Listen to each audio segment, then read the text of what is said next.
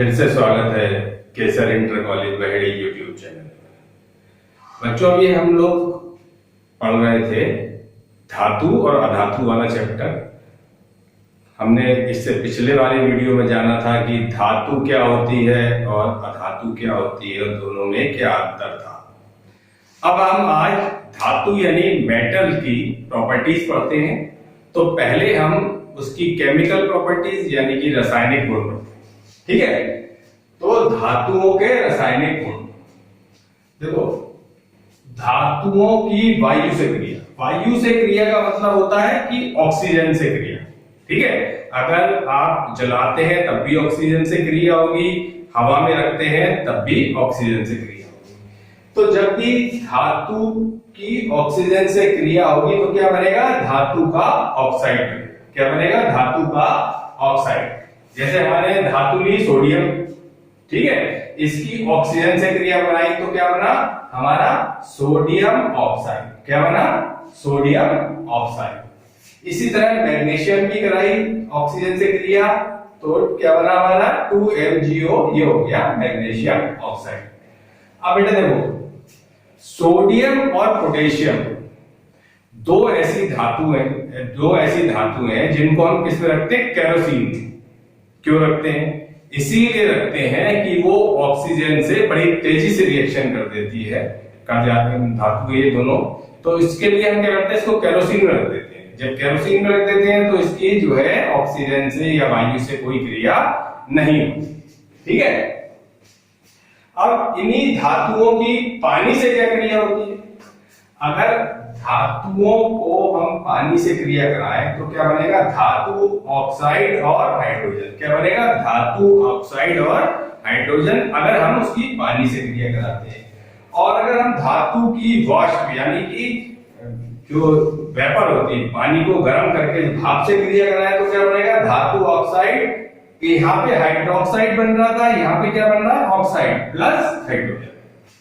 ठीक है, अब देखो, अगर हम सोडियम या पोटेशियम को पानी से, ठंडे पानी में डालें तो क्या होगा?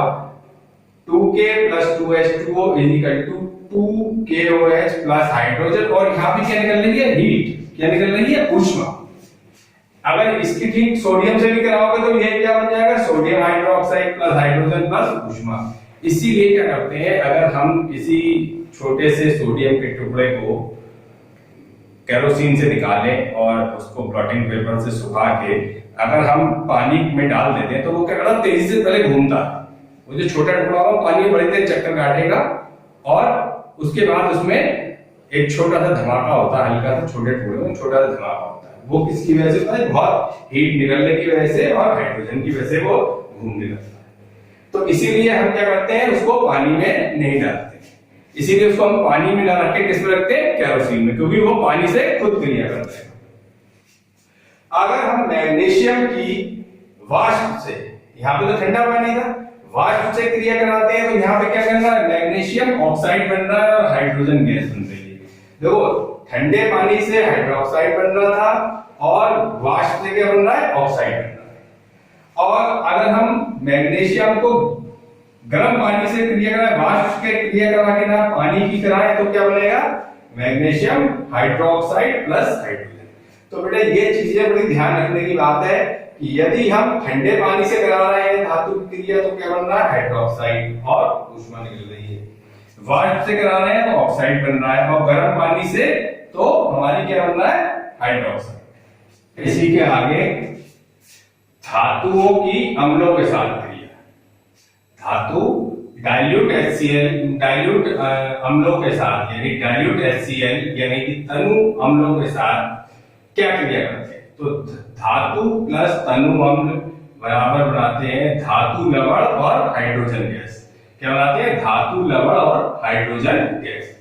जैसे देखो बेटा, सोडियम है, इसको अगर हम डाइल्यूट HCl से क्रिया कराते हैं तो क्या बनेगा? सोडियम क्लोराइड और हाइड्रोजन गैस। ऐसे ही मैग्नीशियम का कराएंगे तो क्या बनेगा? डाइल्यूट HCl से तो magnesium chloride plus hydrogen. Aluminium की कराएंगे तो dilute HCl = 2AlCl3 plus H2O। ये क्या हुआ? Aluminium chloride. ऐसे ही आयरन की कराएंगे तो क्या बनेगा? Iron chloride plus H2O। लेकिन जब हम कॉपर की किससे क्रिया कराते हैं, तनु HCl से, तो कोई अभिक्रिया नहीं होती। इसी प्रकार अगर हम सिल्वर और गोल्ड से यानी Ag और Au से कराते हैं तो भी कोई क्रिया नहीं होती। तो ऐसा क्यों है? कि ये भी मेटल है, इनको भी ऐसे ही करना चाहिए। तो बेटा इसके समझने के लिए एक ये सक्रियता श्रेणी है, ठीक है। पहले क्या है? Potassium, sodium, calcium, magnesium, aluminium, zinc, iron, lead, फिर आता है हाइड्रोजन, फिर कॉपर, फिर मरकरी, फिर सिल्वर और फिर गोल्ड। अब ये क्या है? घटती हुई सक्रियता। क्या है?